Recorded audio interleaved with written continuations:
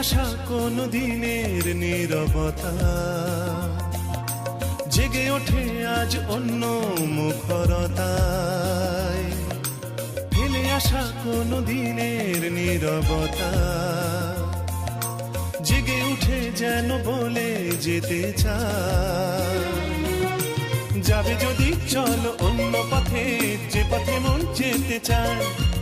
বেঁধে নিও কান অন্য সুরে, স্বপনে আবেশে ভেসে যেতে যেতে না হারানো কোনো পথের ঠিকানায়। আজ ঘুম ভাঙাতে কে যে ডাকে ইশারায়।